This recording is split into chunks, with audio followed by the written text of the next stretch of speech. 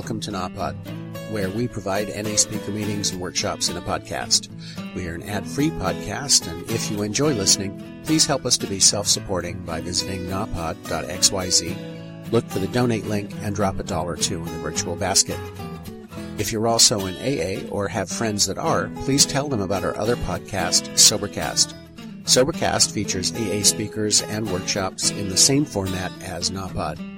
We upload a new speaker every day, and it's easy to subscribe by searching for Sobercast, that's 2 words, on any podcast player app, or go to Sobercast.com. Enjoy the podcast, and thanks for listening.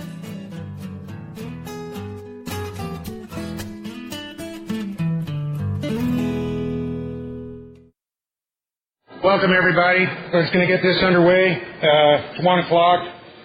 I'm an addict. My name's Bart from Houston, Texas. I'm very blessed to be here. This is going to be a speaker meeting on standing for something. And I'd like to open this meeting with a moment of silence for addicts that are still suffering and those that don't know recovery is possible, and also for our brothers and sisters in New Orleans.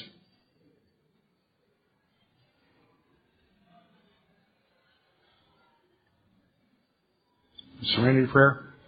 God, grant me the serenity to accept the things I cannot change, courage to change the things I can, and the wisdom to know the difference. Thank you. Well, I've asked someone to please read for me what is the Narcotics Anonymous program.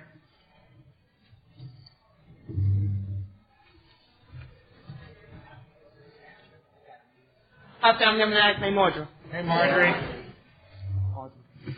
What is the Narcotics Anonymous program? It is a nonprofit fellowship or society of men and women whom drugs have become a major problem. We are recovering addicts who meet regularly to help each other stay clean. This is a program of complete abstinence from all drugs. There's only one requirement for membership, the desire to stop using. We suggest that you keep an open mind and give yourself a break. Our program is a set of principles written so simply that we can follow them in our daily lives. The most important thing about them is that they work. There are no strings attached to NA. We are not affiliated with any other organizations. We have no initiation fees or dues, no pledges to sign, no promises to make to anyone. We are not connected with any political, religious, or law enforcement groups and are under no surveillance at any time. Anyone may join us regardless of age, race, sexual identity, creed, religion, or lack of religion. We are not interested in what or how much you used or who your connections were, what you have done in the past, how much or how little you have, but only in what you want to do about your problem and how we can help. The newcomer is the most important person at any meeting because we can only keep what we have by giving it away. We have learned from our group experience that those who keep coming to our meetings regularly stay clean.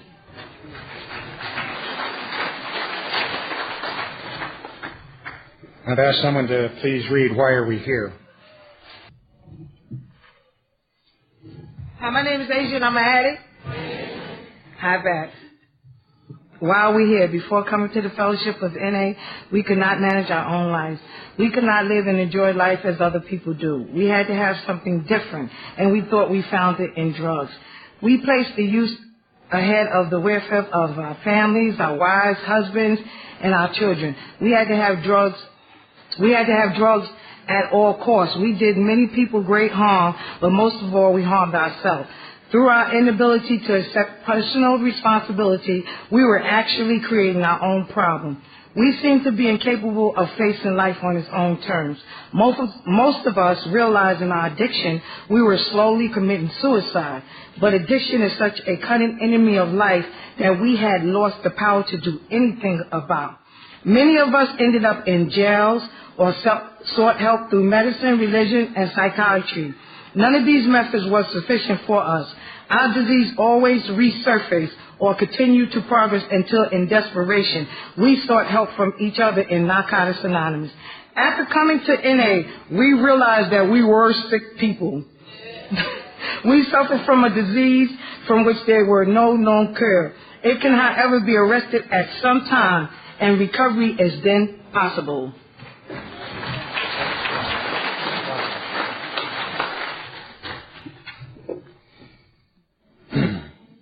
At this time, I'd like to introduce our first speaker, and this lady's from my home state. And I'd like to welcome Teresa.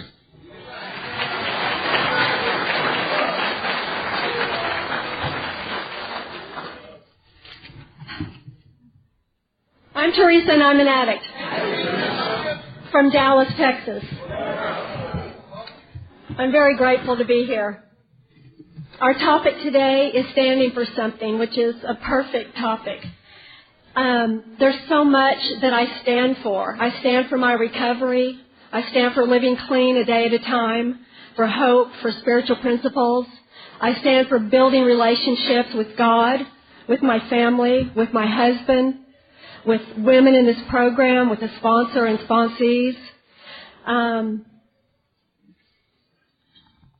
I want to talk for just a minute about speaking because I've been so terrified the last 3 months.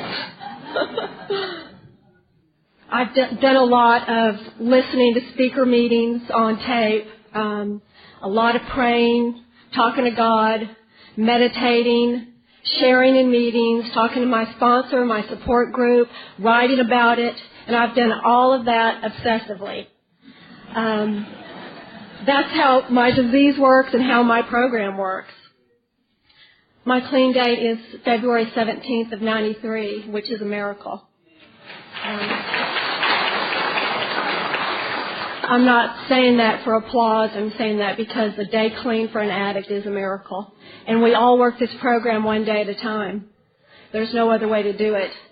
I've got support right here in this room right now. My husband is here. My mother-in-law, my father-in-law, 2 of my best friends, Amy and Janet. There's so many addicts from my home group in Dallas that are here at this convention. It's to come this far for all of us to get together in paradise. We've got to enjoy the beauty and the moment. And one of the hardest things for me to do today is to try to stay in the moment. And I've been trying to practice that. It's not easy, but I can do it. The beauty that we have here, just, looking at the ocean, looking at another addict in their eyes. God is in all of us. And I'm one of those believers that God got me into this program, and I came to this program and found God. I didn't have a God that I understood growing up. I was brought up in a Catholic church and a Catholic school until my parents allowed me to make that decision at 9 or 10 years old to not go to church anymore. I wasn't interested in that. I didn't get anything out of it at that time. I was closed-minded and I wasn't a good listener. I wasn't ready until I came to Narcotics Anonymous. That's when I was ready for God.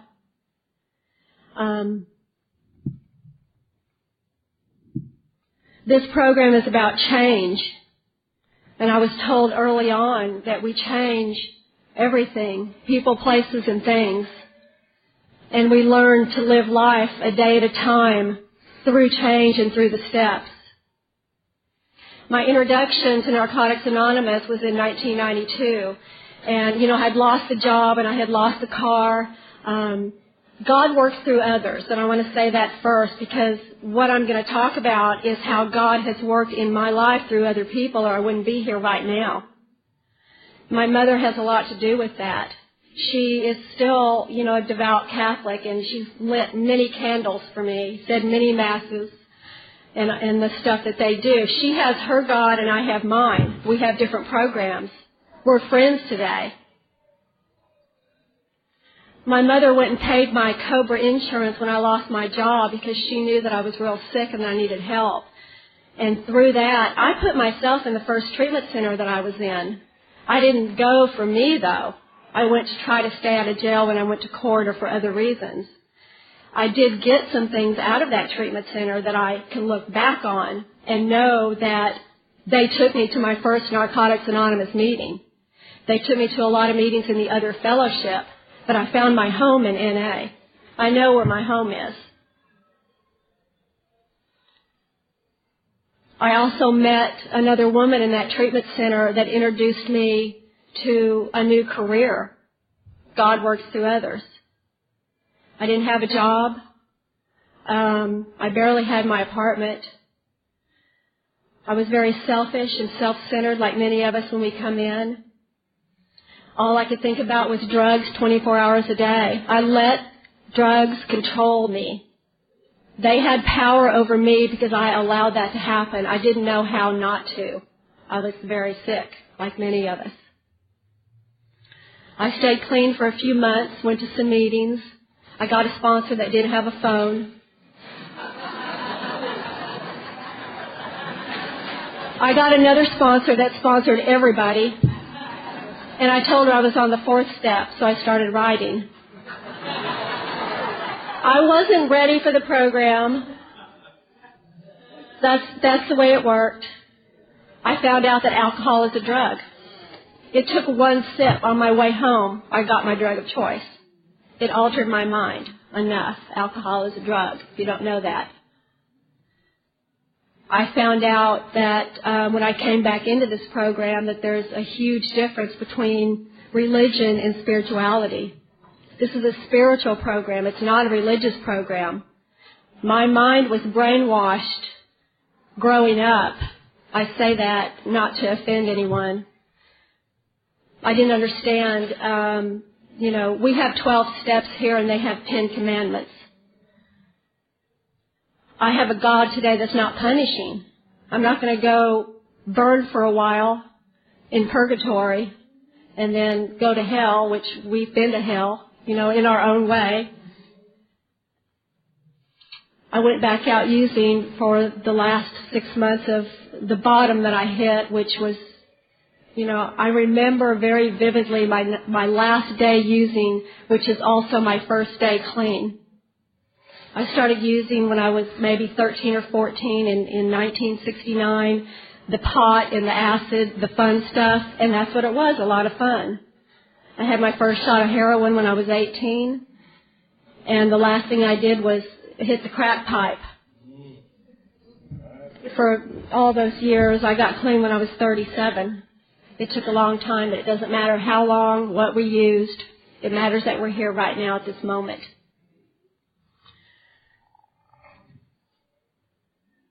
When I got clean in 93, which is my true surrender, I felt that true surrender. And again, I had an intervention with my mother and my sister. God works through others. They helped me get into a treatment center, and I wanted to be there. This time I wanted to be there. I got the biggest hug from an addict when I walked in that I'll never forget.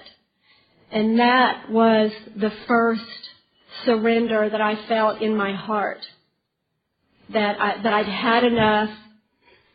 I wanted something different. I couldn't do it anymore. And I asked for help.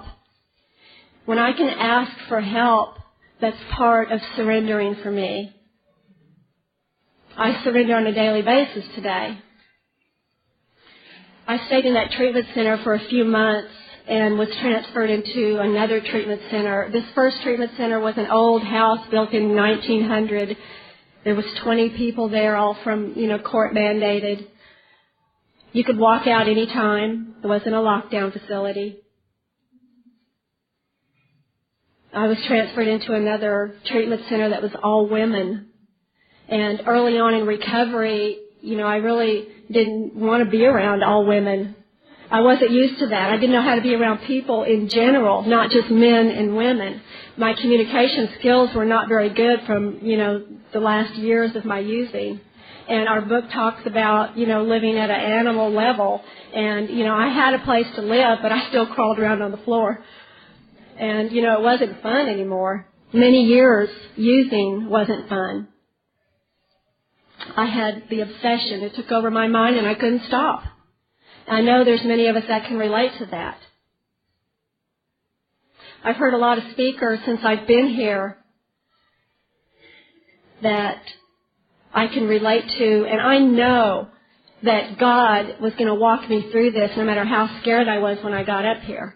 I know that because I have faith and hope and trust, and I have spiritual principles that you guys gave me. And I can't keep it if I don't give it back. When I come in here and I hear from you guys, just turn it over. And when I heard that in the beginning, I did not understand that. I was told to keep coming back and you will and work the steps. I did understand that surrender that I first felt in that treatment center. I felt that without words. That was unconditional love, the therapeutic value of one addict helping another. Our meditation today is higher powered, and that's part of my recovery, being higher powered. I have a God today. My higher power I choose to call God. I pray every day. I talk to God all day. God is in you, every one of you. He's all over. I'm the one that steps away if I'm not with God. And I don't want to do that today. I can be in my will sometimes, and I know when I am. I've learned that too. You know, it's not a good feeling. I'm obsessive and compulsive in other areas, and I know when I am, and I try to get in a solution quicker than I used to. Sponsorship is a real important tool for my recovery. And it was suggested early on in recovery to get a sponsor, to work the steps, and things will change, things will get different, your life will get better. And that's how it's worked for me. I asked a woman to be my sponsor when I had a few months clean, and I was in treatment. I called her every day, did my writing, my reading, along with our groups and counseling sessions with other addicts, going out to meetings. When I got out of treatment, she had relapsed. She had 5 years clean. She's back now, though. You know, some of us don't make it back.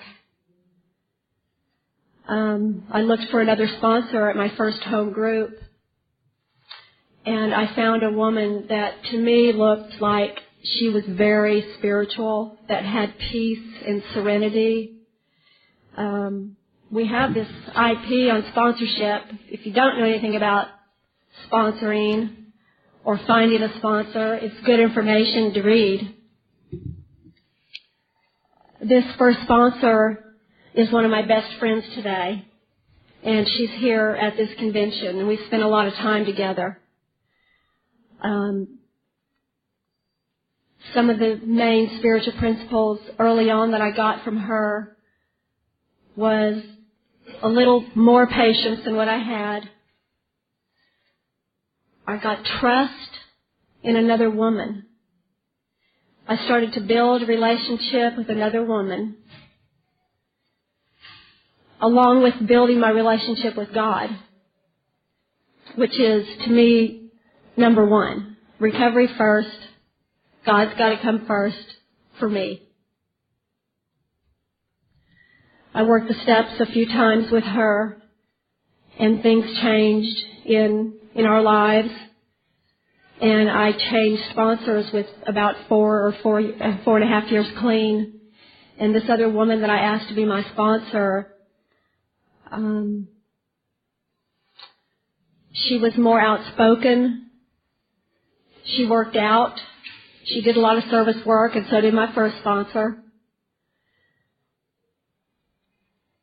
She relapsed with 14 years clean after I worked with her for 4 years. And when she called me with that phone call, asked me to sit down, said she wanted to talk to me, and she said she couldn't sponsor me anymore because she drank, and she had been planning it. So I went and got on my knees and thanked God that it wasn't me, and prayed for God to put another woman in my life. And within a few days, another woman in our program with quite a bit of clean time called me at work, or I called her, I don't remember. She's sitting here today.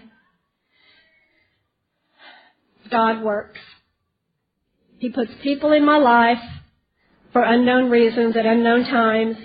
And what's happened, being in here for a little bit longer is that I can see God working more today and acknowledge when He's working in my life today. And Amy sponsored me for several years, and this year I made another sponsor change. I joined a step study in January with a group of women working out of our basic text, and got to know some other women in this fellowship, and asked another woman to be my sponsor now. And what I saw in her is a lot of service work experience that I wanted. I've got women in my life today that are the most beautiful people I've ever met, and men in this fellowship that are just friends. We can be friends with men and women today and not have a sexual relationship. We can have unconditional love together. The first job that I got after I got clean, I was in a treatment center. They had a job training program, helped me put my resume together, and I applied for a job and was so excited to get this job that was within walking distance of my home group. And I'm in property management, which that's the career change that I made from a girl that I met in treatment. And this job was on a property that was really not a very good property to work on. You know, A, B, and C class. It was like a C-. And I was so grateful to go to work every day. You know, I brought my lunch every day because I didn't have any money. I ate ramen noodles at night for months, and I was grateful for that. I was happy. Went to meetings, several meetings every day. I had another job change in that same career about 6 months later to a nicer property, and it was close enough to walk over to my mother's house.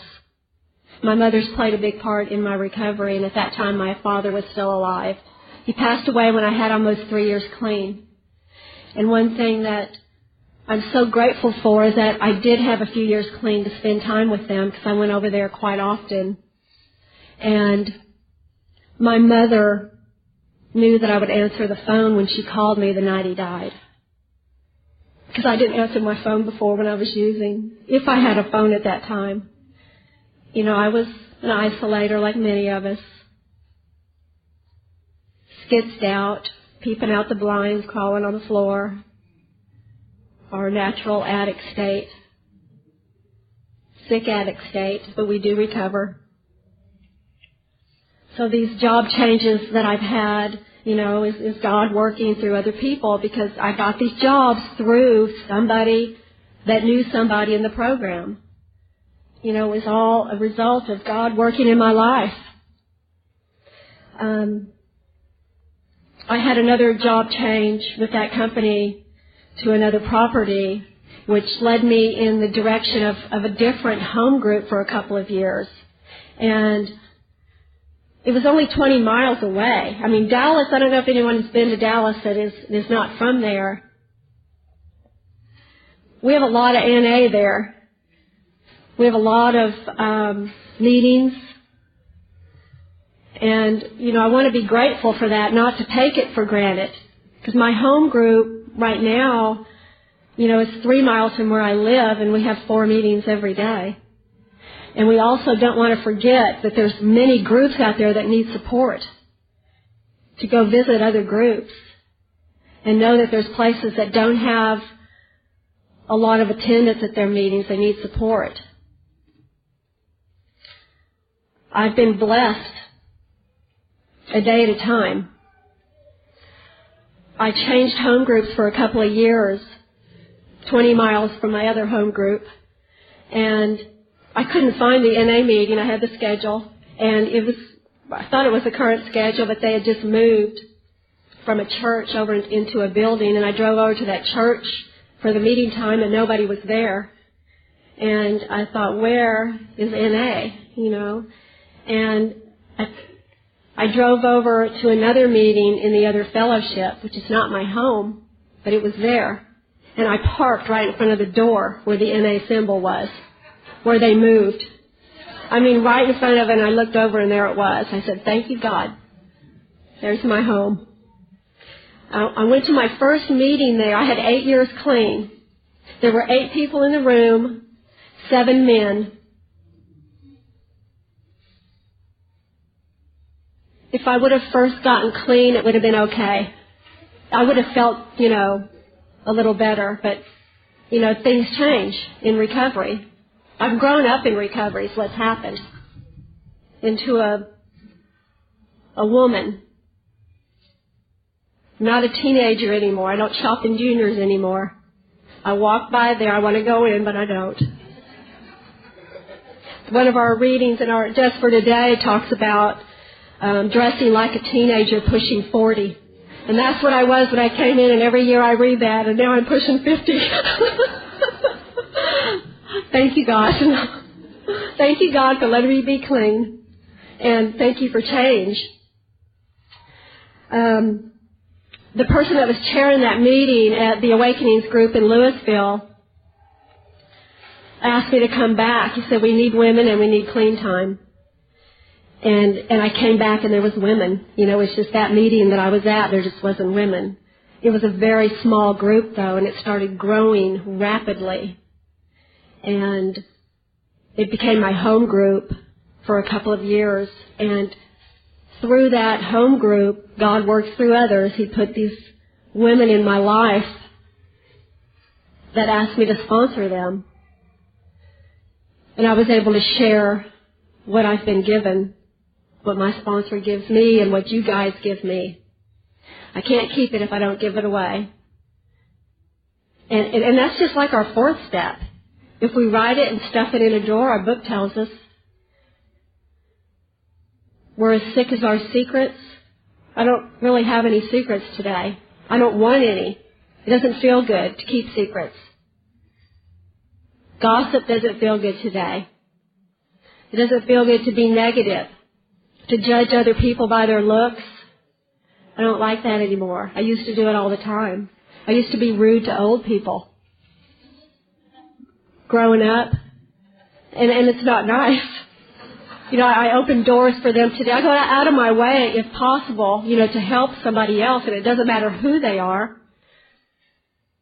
It feels good to help others today. And that's, what God has given me that. And for me to help somebody, I'm getting something. If I'm in a bad spot, I can do something for someone else with no strings attached. And I come out in a different place in 5 minutes. I can get on my knees. God is always there. People aren't. I can call somebody. I can go to a meeting. I can read our literature. I can write in my journal. What more to life is there? If you haven't worked the steps, you're really missing out. I'm real adamant and strong about live or die, the program. Black or white, it's live or die. There's not an in-between in the program for me. And working the steps is a huge part of it. Going to meetings is a big part of it. My life is much better. When I work through the steps, I want to work them again because I get so much out of it. And I want to be in a step study. And I want to open the door to the meeting that I chair every week, which is a book study. It feels good to be of service to do something. My first sponsor was involved in a lot of service work, and she got me started in service. And it might be emptying ashtrays because they smoked back then at that group, making coffee, wiping things down. And one reason I got into service early on is because I didn't want to sit there because I felt stupid not doing anything. I felt like I was being judged. I didn't fit in even though I knew I was home. I was afraid to talk to people. Didn't know how to have a conversation with anybody. My first sponsor helped me with that. I call her every day like I was supposed to. I didn't know what to say, but it didn't matter. I'm still calling. And if you're new and you don't know how to call somebody or what you're going to say, it doesn't matter. That other person on the other end is probably going to say something like, hello. We can get the conversation going. You don't have to worry about it. This is unconditional love. It's joy. It's freedom. I see that in everybody here. I met many people yesterday standing in many lines. So I can either patiently wait or the hurry up and wait and be impatient. And I try to be more patient. That's one of my defects that has gotten a lot better. And it's something that, I ask God for patience. And I heard that early on too, you might get it if you pray for patience. And I need patience. I believe in asking God for spiritual principles because I believe that God wants me to have them. I ask God for another day clean, yes. To be honest, open-minded and willing. There's certain character defects that I ask God to remove from me, or anything that gets in the way of my usefulness to help others and to be of service to Him and others. To see the love in my husband on a daily basis and in our marriage.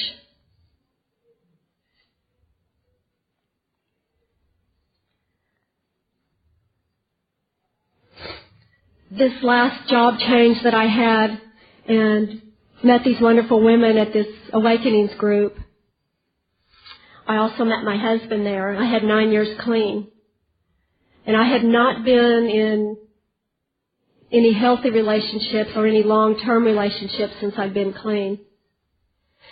Part of that was fear of commitment, of getting too close to the man, of already planning the divorce in my head and not even dating yet, not knowing how to date. We just hung out with friends in the fellowship.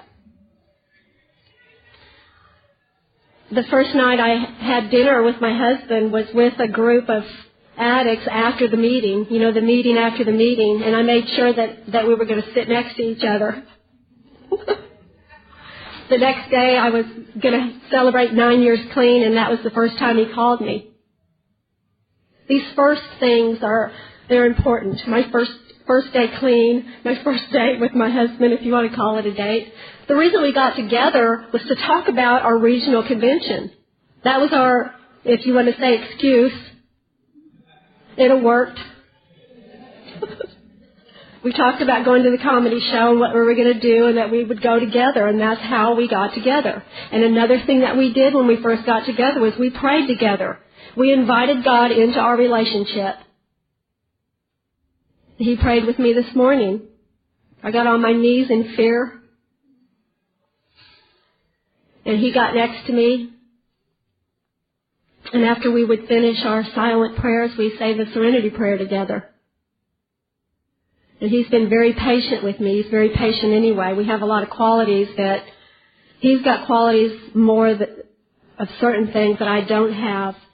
And I like to say that I do in some areas, that we can combine those and work together to build a healthy relationship.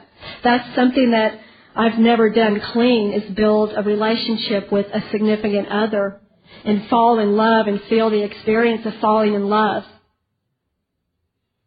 And we've been married 3 years. In December, it'll be 3 years.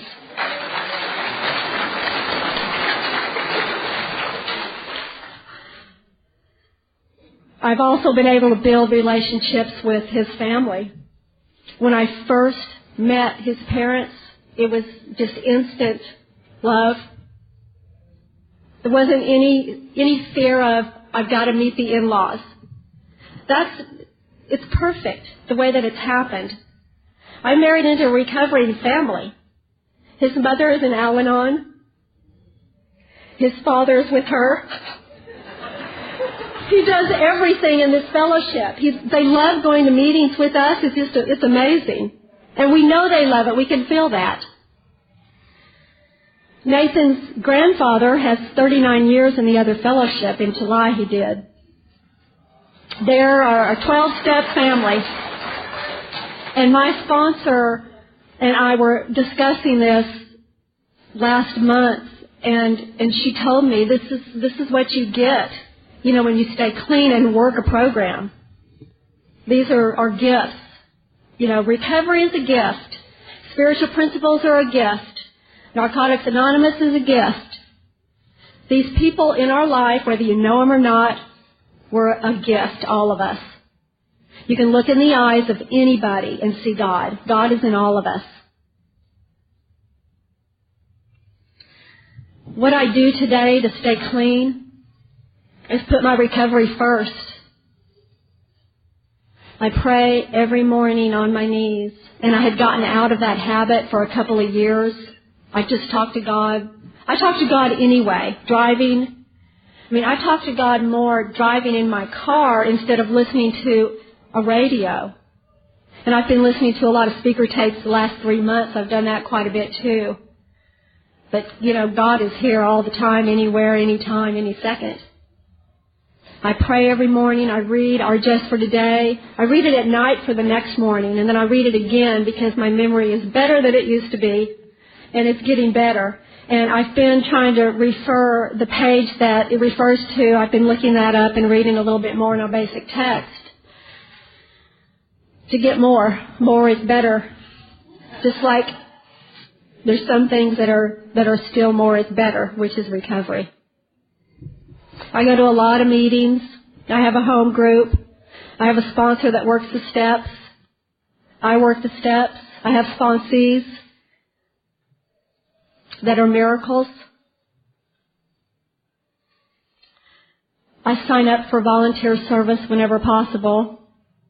Betsy and I worked yesterday morning in registration, and it was at 9 o'clock, and there was quite a line outside. It was very hectic, but very rewarding. It was non-stop love. We met a lot of people, and we felt like we were of service to God and others, and that's what it's about. I have a lot of support here in this room right now. I'm very grateful for. I've got a sponsee sitting here that's waiting to do her 11th step in Hawaii, and I know we're going to get that done.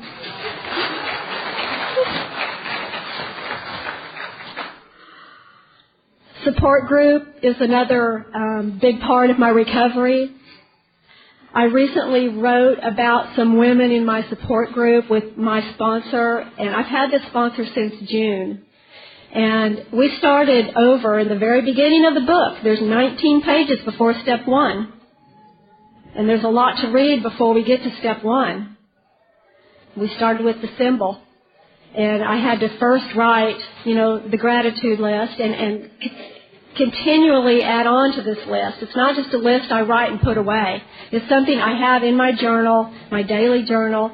I have a lot of pages open behind that I can add on to it. And I add on to it things that if I write tonight, I'll look at what I'm grateful for today and try to reflect on that. So I had to write about my support group, and I had to write about 5 women. I had to come up with 5 women that I do things with in recovery that I can call if she's not available, that I have built a relationship with or intend to continue building a relationship with. And 3 of those women are in this room right now. Thank you. I had another new woman that I added to my support group because this is a program of change. And there's a lot of addicts that I know that I could pick up the phone and call, men and women in this fellowship, and talk to somebody. I know that. But the support group, a close support group, is important for me. And I'm working on building those relationships. I stay in contact with these people, not just once a month. But, I try to stay in contact with these people each week and sometimes daily. Because you guys help me stay clean. I'm going to go ahead and close and let Musa speak, but I want to thank all of you for being here and also for the convention committee, because somebody believed in me to ask me to share here today. I know that. And also Musa and I prayed together before the meeting, and I'm very grateful to have these spiritual connections that we get here. Thanks.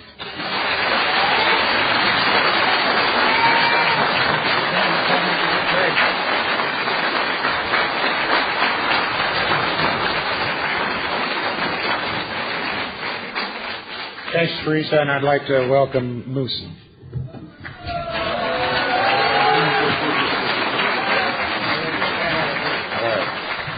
My name is Moosin, and I'm an addict, and welcome to Be Anywhere Clean.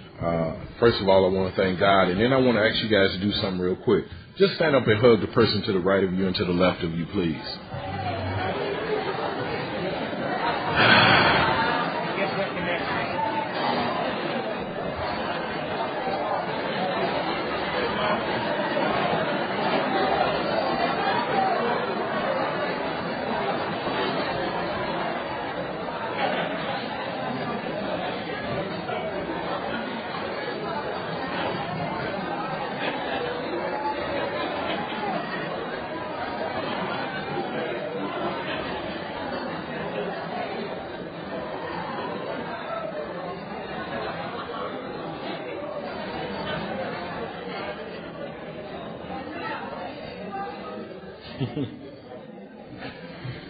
Man, didn't that feel great? That's what. And before I go further, I'd like to thank Teresa for sharing her story with us, and thank the committee for inviting me to come and speak. And that's why I keep coming back to Narcotics Anonymous, because they hugged me when I got here and they showed me some love, man.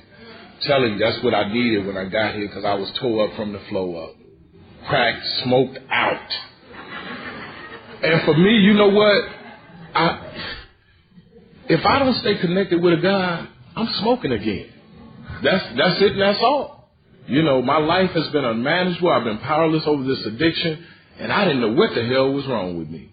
But when I got here, y'all started working on me and sharing with me what I needed to do in order to recover.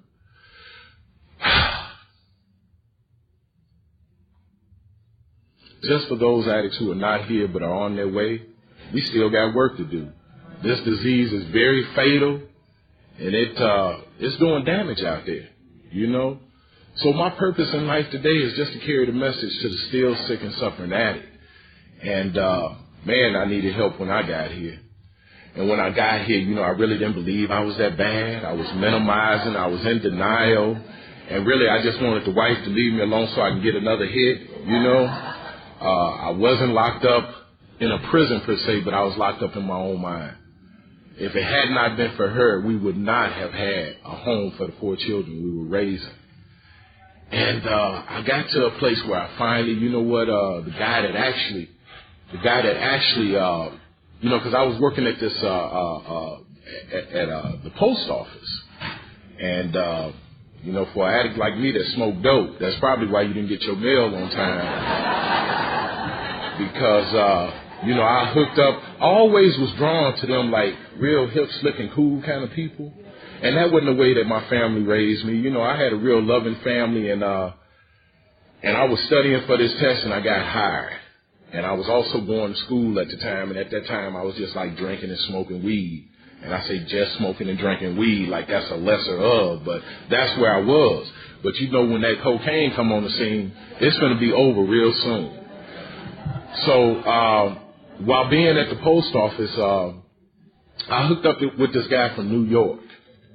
And for 2 weeks, they put me on the day shift because at night I was finishing up my finals at the school I was going to. Never even used it. I mean, I went to school and I learned how to do, I was going to a school called Association Technical College for installation and repair of telephones. I never even used that stuff. And then I ended up getting hired at the post office. And we had passed each other's path along the way, and he got hired like maybe a week or 2 before I did. And when I got there, probably after the second week, I got on his shift, and he said, man, I got the hookup. He said, as soon as we get paid, meet me in the parking lot. Now, I probably had experimented with cocaine once or twice before then. And what he did, he said, man, here's $20 for gas, let's roll. And we start hitting them spots. He said, they didn't have it there. They ain't got it here. All the time, he picking up packages. I didn't know this. I was real new to the game, right? And when we finally, you know, got to our destination where he had it all hooked up, you know, he said, look here, threw it on the plate. Your hands ain't broke. Go for it. Help yourself. Now, of course, you know what he was doing. He said, shit, 2 post office checks is better than 1. If I get him sprung, then we're going to be smoking for a long time. But I'm here to tell you, one is too many and 1,000 never enough. You know, I thought that stuff was free at the time. But I'm here to tell you, I paid a heavy price. And I followed that guy around, man, for many years, at least a couple of years. And one day I walked into work, and there he was sitting at the, because we both were mail sorters in different sections. But I walked in, and he had been on the run a little longer than me or something. And I looked at him, his teeth was missing in the front, he was drooling. And I just got like a reflection of me. I said, man, is it getting that bad? I said, what's going on? He said, oh, man, I'm all right. He said, what I'm going to do is I'm going to go to the Employment Assistance Program, scream at them and let them know I got a problem. See, he had been doing this for many years, working the system. But that was my first clue how to tap into getting some help.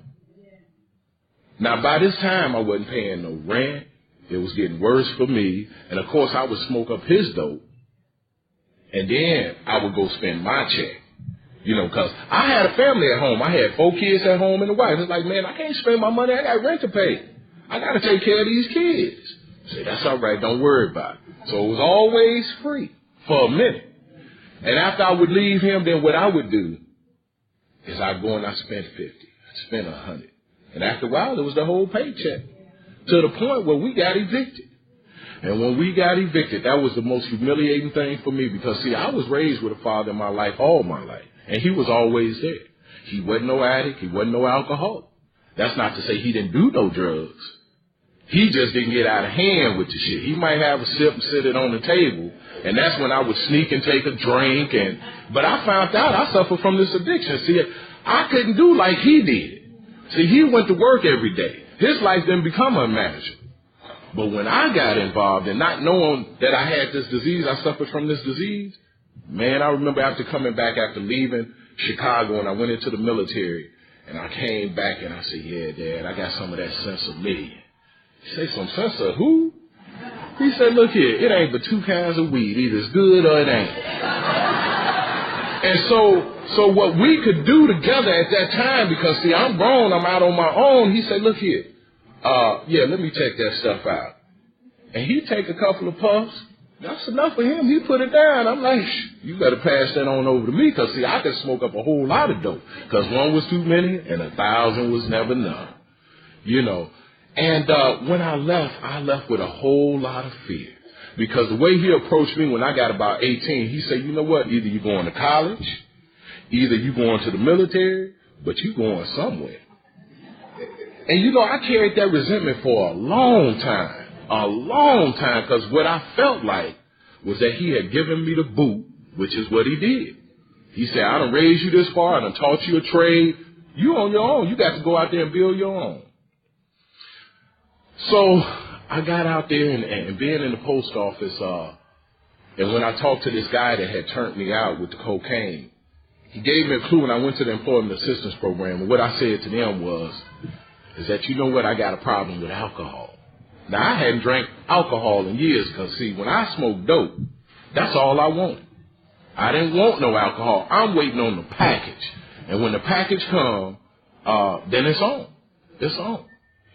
So when I went to them, I told them a lie. I said, you know what, I got a problem with alcohol, and I think I need some help. And what they did, they said, well, I tell you what, I'm going to put you in touch with a guy. I want you to connect with him and then get back with me. Now, this guy worked at the post office here. In fact, when he finally caught up with me after a run, after I slept for a couple of days, and I guess he called my wife or something, he said, well, is he there? Is he clean? He ain't been smoking nothing. So we got a chance to sit and talk, right? And when he started talking, he told my story. And I was like, man, he been talking to my wife.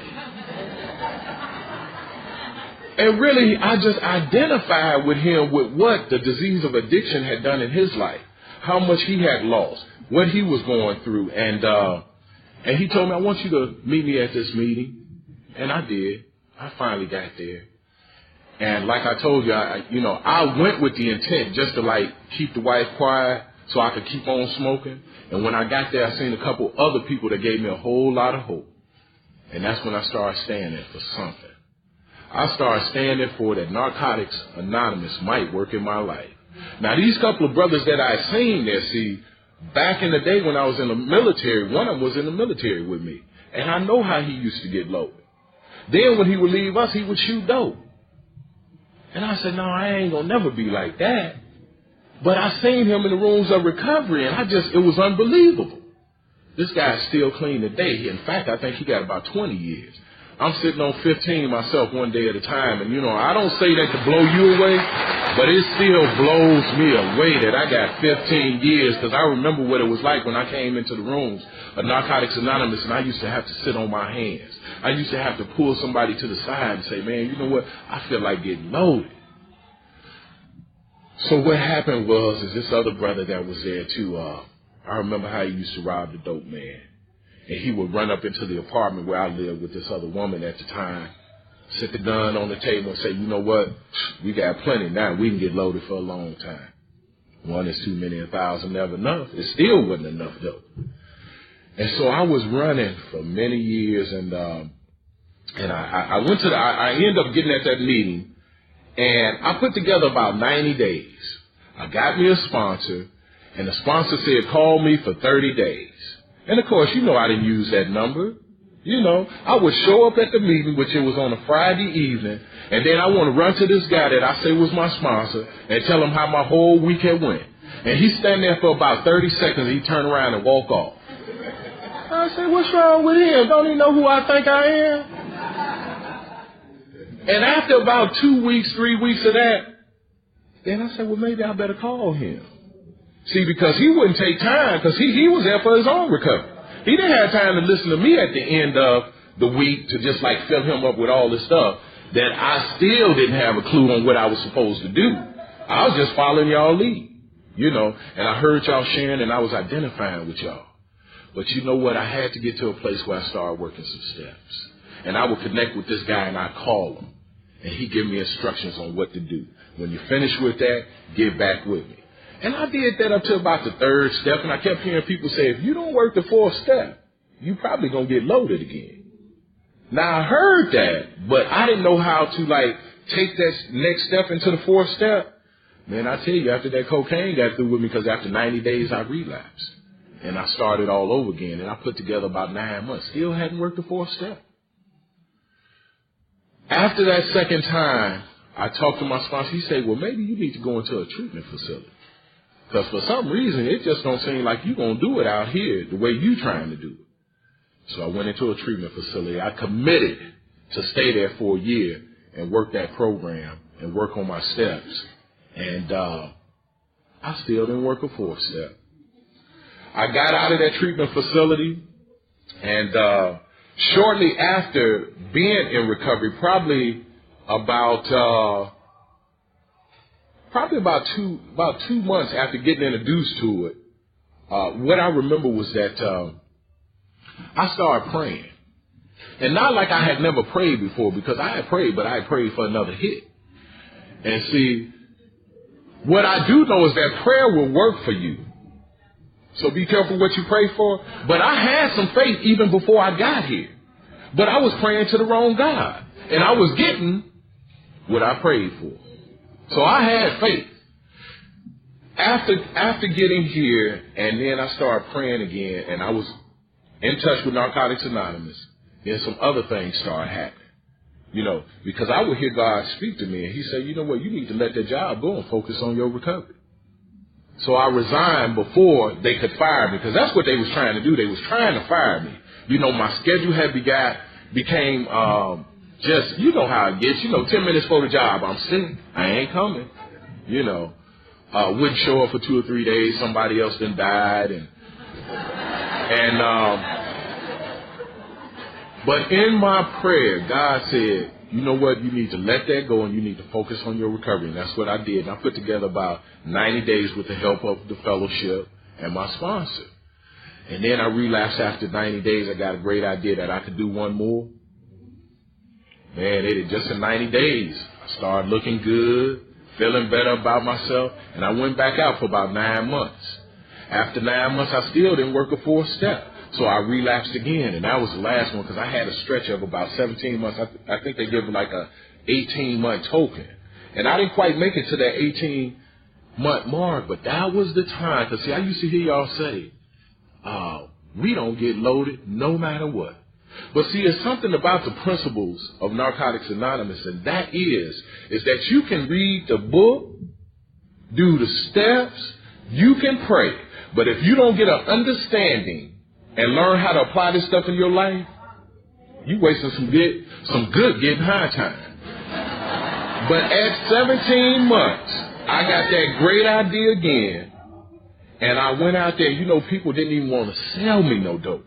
But the obsession that was happening in my mind, once I got to that guy that said, man, who is you, the police? He said, man, we ain't seen you around here because I ain't been on the scene in 17 months. I don't know nobody. It's a whole different thing. But, you know, once that obsession started driving me, and I wanted to get loaded, because at first he sold me a peanut. It was a shaved macadamia nut. Now, you know, I probably could have stopped then. But see, this obsession is so raw that when they get in there and they get locked in and it's driving you, now I'm really upset and I'm angry and I got to have one. So I did a few turns and I got some, and I mean, this is something I never did. It got so scary out there and I was so paranoid that I went and got a hotel room. I never did that because I couldn't waste money on no hotel room. I had to get some dope. So I'm in this hotel and I'm smoking out, and it ain't working no more. Now people say, what you mean it ain't working no more? How you smoking it? It ain't working no more. I got a head full of recovery because I've been doing a few steps. I've been around y'all going to meeting, and it just messed up me getting high anymore. But I finally got my own experience with it won't work no more. I understood what that meant at that time. This is what they mean when they say, we don't smoke no matter what. That's when I got that clue. And I had to humble myself. And I was only out there one day. Now, that's minimizing again, right? One day, I broke the cycle. I have to start all over.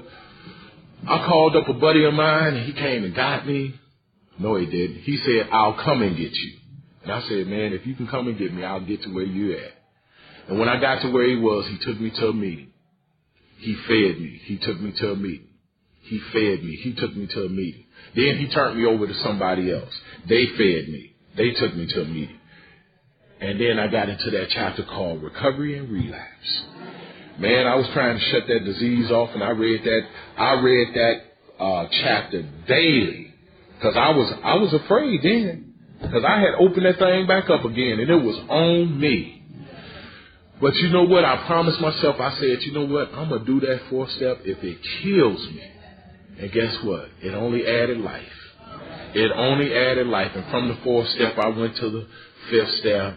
And I remember calling my sponsor up and saying I'm ready after every day sitting down at that table. And the only way I knew to do that is the guy that I went and lived with after I left the treatment facility and I got loaded, I saw him in action.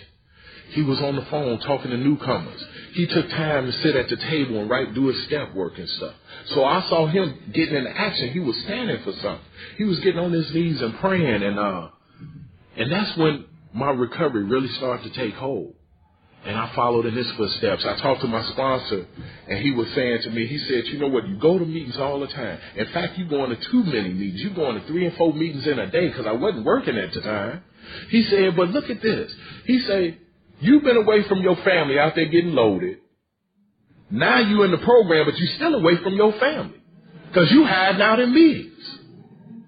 He said, you can't do it like that. You're going to have to find a balance. You're going to have to work out what meetings you're going to go through to within that week. You're going to have to make time for you and yourself. You're going to have to make time for you and the wife. You got 4 kids. You're going to have to make time for you and the family. You're going to have to make time for you and each individual child.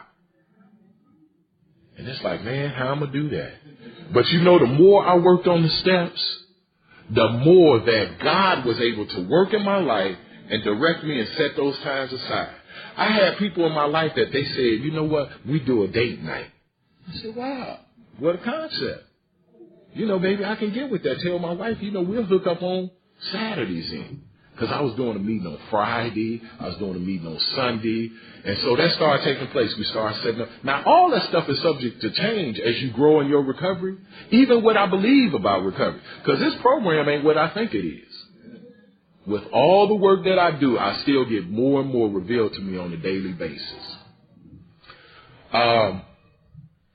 So I began to do that and apply the principles in my life. I went through the steps several times. There's times when I've had sponsors, but I like what somebody else was doing. And I say, you know what? You my spiritual advisor right now, because I'm finna go over here and get with them. And I hope you're all right with that. And so we went on a spiritual retreat one time, and I was with a group of guys that they were meeting with their sponsor weekly. On a Wednesday night, they would work out of the green and gold. And it's like I wanted to be a part of that, but what they had to do was vote me in, because he was working with all his sponsees. And at the time, my sponsor was going through some life things that he just couldn't do that. He couldn't accommodate me. And so they voted me in. And every Wednesday for probably about a year and a half, we would meet on Wednesdays. We get into the book. We do an hour in our step work, and then we go into some other self-help books, which was real good. And I finished up that, and somewhere along the line, I ended up getting hired for the school district, and I was doing that for many years. And it's just like, I got more work to do. This ain't something I'm going to do the rest of my life. I was working as a custodian, no big deal, but I was in the school district, had good benefits to take care of my family. And I got to a place where I wanted to go back to school. And I talked about going to school for about maybe 2 years. Fear kept creeping up. It's like I'm too old. I can't do it. And we had young people that would come there and work. And they do knock out their 2 hours, and they sit down and get into their books and stuff. And I mentioned that to them a couple of times. They said, well, we'll bring you a schedule. We'll show you how to do this. Man, you talking about standing for something. I wasn't ready. But finally I got to a place where I said, okay, God, if it's your will, let it be done. And I took that first step, and God just started opening up doors, man. People were showing up. Oh, this is how you fill out the application. You need some help with it? Oh, did you go over here? Did you check out this? I mean, people just show up. And so I had to keep working on moving forward and operating on faith and knowing that anything is possible in Narcotics Anonymous. See, now I ain't smoking no more dope, but what else am I going to put in my life? And after working some steps, then I got a spiritual awakening. I got some spiritual awareness. And it's like, I can do this. I can do this. And when I got there, man, it was other people in recovery going to school, suiting up and showing up. And they said, just like you do your meetings, this is what my sponsor said, just like you doing your step work, sit at the front of the class. You know, it wasn't about cheating no more. See, I did that way back in high school where I just barely got out of it. So I started going to school like I was working my step work. Because by this time, I was doing the thing one day at a time. And it was working in my life. Somewhere along the lines, I think at about 7 years, my sister is also in this program, but my parents couldn't do a thing with her. And so they put on a plane and flew her from Chicago out to San Diego. And they said, you know what, we can't do nothing else with her. And I said, you know what, I don't know what to do with her either. I tell you what, she can go to a meeting with me, and I introduced her to the women. And when I introduced her to the women, y'all did what y'all do. And then I was able to live with her for that one more week at my house. And she went back to Chicago and she got involved. See, this program of Narcotics Anonymous, man, what I find is that once you start working steps, getting an understanding of them, applying them in your life, it not only affects your life, but it affects the ones around you. It affects your loved ones. It affects the neighbor that live across the street that's been watching you. Because, see, they know how I used to get loaded. Hey, Junebug, why don't you go talk to Musa, man? You know, I remember what he was like, but you know what? His life seemed to be going well. And now I can reach out to him, or he can reach to me. And the therapeutic value of one addict helping another, we get clean around here. Narcotics Anonymous, you're never alone. You know, my sister went back and she got cleaned up, and she started doing some things and working some steps. And man, my father has always been proud of me. That's my hero. But I remember when my wife had finally told the secret. She said, you know what, this boy done lost his mind. He's smoking up all the money, and I don't know what else to do. And I talked to him on the phone. First, I was angry at her because she had told on me, you know. Because, see, we living way out here. Her family's in Arizona. Mine is in Chicago. And we decided this was going to be our spot. But she had told on me. But I got on the phone with my father. And he said, you know what, son? I believe if anybody can beat that stuff, you can. And, man, that weighed on me. That weighed on me. And, man, it was like, I'm going to do this thing. I'm going to do these steps like they say to do them. I'm going to follow y'all guide. And I got busy. And, standing for something. I'm standing on the principles of Narcotics Anonymous, and they working in my life, and they're affecting people around me, my wife, my loved ones. I went back to school and got my degree, got certified. I'm a program director where I help other people. You know, I just carry the message. I can't carry the addict. And I go to an 11-step spiritual meeting on Monday nights where we talk about the 11th step, and we get into some prayer and some meditation. That works real well. Right now on Wednesday, I do a book study. You know, those are the, you know, you hear that book studies are most needed. And I hear people talk about it, but a lot of people don't attend book studies, you know, where you can get into the steps and the traditions. And so I do that on a Wednesday night. Then I go to a Friday night meeting called The Sleeping Monkey. And the beautiful thing about there is there are people with some physical challenges. They can't hear, they can't talk, and they sign language. You know, they sign language to these people because we're about carrying the message of recovery. And it's a trip to sit there and watch them sign language and the different things they do. Smoke, you know, they be doing all this stuff, man. And if you study them long enough, you can learn too. But we recover in that meeting as well. And then I do a Sunday men's meeting. So that's about, you know, I do average 3 to 4 meetings a week, and I'm into service work. I was a GSR prior to getting elected to be vice chair of our area. That's the Savannah area, and I know it's a lot of y'all out there. I thank y'all for being here to support me too. And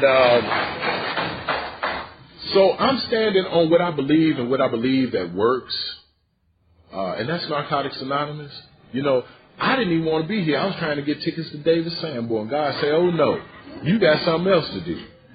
So it's like once I committed to, they called me up and from the World Service Office, and they said, you know what, are you willing? I said, yeah, I'm willing. Then I understood why I couldn't get tickets.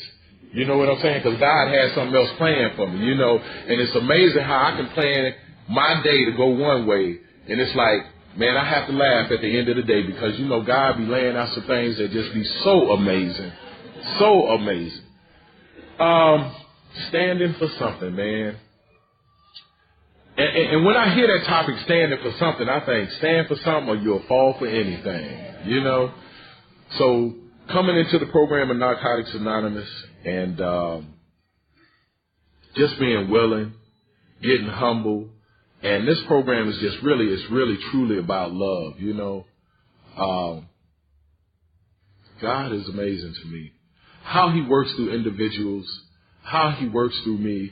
And I really didn't, you know, give this a whole lot of thought of what I was going to say, how I was going to carry this message. But as soon as I got here and I ran to Reese, she said, oh, I'm so nervous. And I said, I need to get honest, I am too. But it's just, y'all, it's just some more addicts out there. And no matter where I go, and I can travel anywhere in the world, and the hand of narcotics is right there. All I got to do is check in and let y'all know I'm in town. And then y'all can take me where I need to go so I can get into the fellowship. So maybe I can reach out and help another sick and suffering addict. It's a beautiful thing. It's a beautiful thing. This particular trip, how long have I been speaking now? Okay. This particular trip, my youngest son graduated from high school, and this was part of his trip as well. My oldest son is here, and it's like, you know, I'm always telling other people, like, how proud I am of my sons, because I got 3 sons and 1 daughter. And see, people come and they help you. And they say, well, when the last time you told them? And I I said, you know what? I haven't did that lately. And I had to pull them to the side individually. They ain't been in no gangs. They ain't been doing no drugs. Graduating. One of them work at a hospital. He in the people business. Another one does, I don't know what he do, because he be changing jobs and trying to climb that ladder. But he's real computer illiterate. He ain't got no common sense, but he know that computer and that technical stuff. And so I got the opportunity to just pull him to the side and say, you know what, son, I love you, man. I'm proud of you. For a black man, you know, graduating high school, not in no gangs and being on no drugs, that's a good thing, son.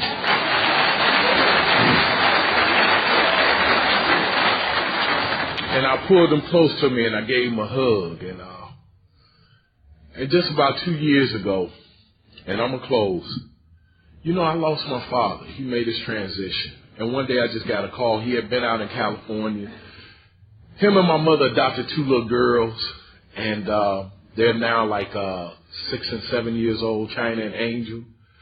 And I lost my father back in 2002. And I got a phone call and my mother said, you know what, your dad is on life support system. And it's so amazing, the spiritual. I felt like angels was with me, you know, because I got a ticket in the same day. You know how they tell you show up to the airport 2 hours before? I got there 20 minutes before the flight was to leave. And it was like God just parted the Red Sea, man. I had my little luggage and everybody was just waiting on me. It was like, yeah, Mr. Colleen, yeah, here, let us take that. Now, mind you, they still made me do the surge, take off my shoes, all that. But it was like time stood still. Standing for something. I had to be there no matter what, and I got there. And I got a chance to spend the last 3 days with him in the hospital. And you know that thing that you say, you know what? If my father died or my mother died, I don't know if I can handle that. I might just get loaded. Narcotics Anonymous was there for me. My sister was in the program. She got about 8 years now. She took me to meetings. People that were there, they showed me love. And people from San Diego called me all the way across. And man, I visited him for 3 days on that third day. Once he knew his family was going to be all right. Standing on the principles. In fact, I know he had already left, but he just wanted to know that we was all right. And I looked in his eyes, and you know how baby eyes look real clear?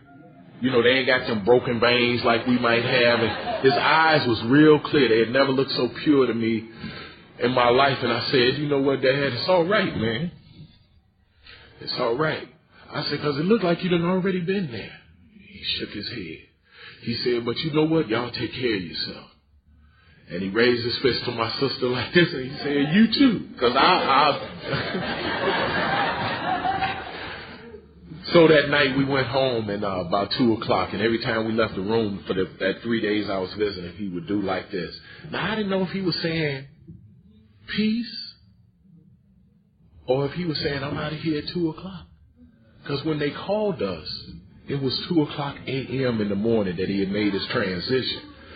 Just looking at him, he had tubes in his throat, but he spoke volumes to me. In that time that I spent with him, looking in his eyes, and finally he wrote on a piece of paper that, you know what, I'm tired. He was tired of struggling. But he had done a good job with his family, and we just loved him, and we kissed him, and we rubbed his feet, and all that.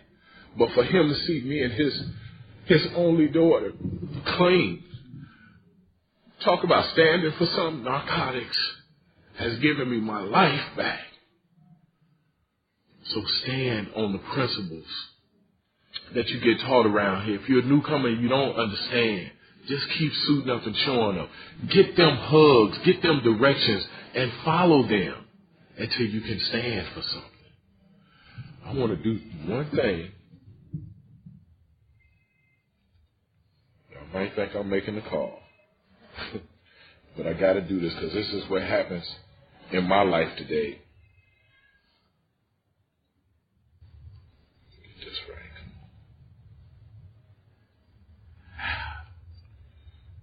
Thanks for the patience.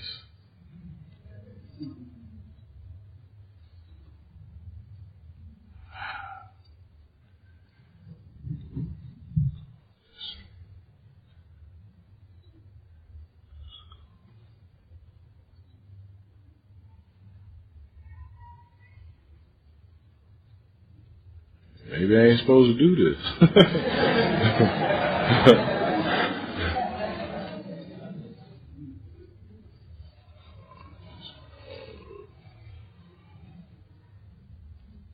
Maybe not. I'm trying to get it.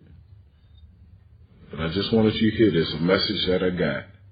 And then I'll end with that, if I can get this message.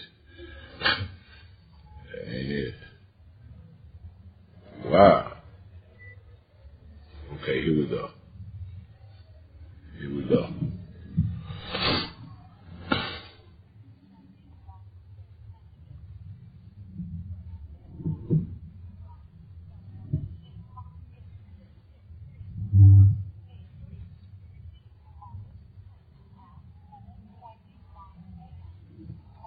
Brother Luther, this is Mikel.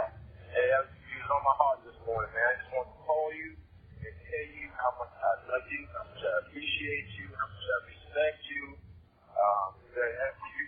I woke up with you similar than I did this morning, you know, and I don't get a chance to tell you that enough. I mean, sometimes you make assumptions that the other person just knows that.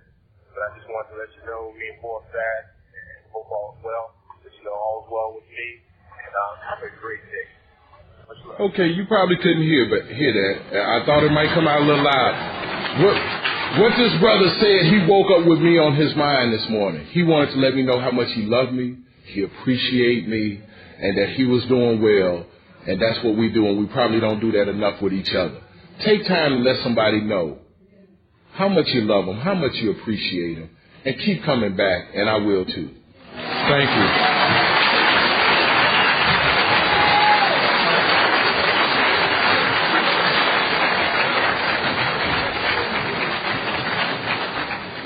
I want to thank everybody for coming and staying with us during this. I want to thank our speakers, Musa and Teresa. And I haven't asked an addict to please read We Do Recover.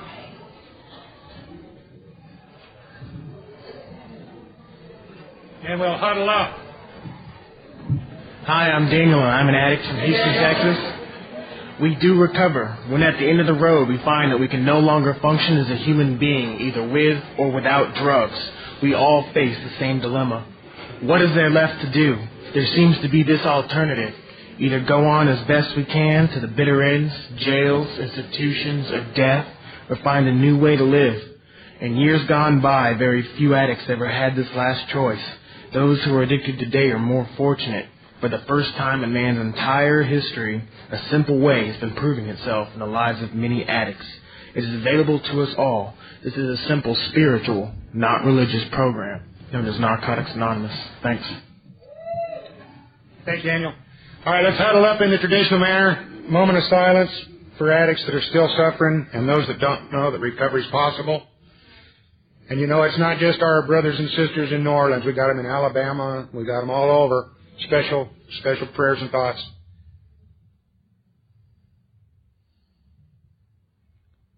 Any addicts have said, take my will in my life. Guide me in my recovery. Show me how to live different. Keep coming back. It works if you live it. Sucks if you don't.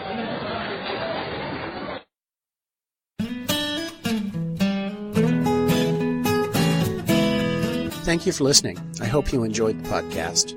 Please help us improve our rankings so others can find us by putting a review on Stitcher, iTunes, or your favorite podcast index. NAPOD is ad-free thanks to the folks supporting the show with $1 or more per month. If you enjoy listening, you can join them by going to napod.xyz and looking for the donate link. Thank you for listening. Have a great day.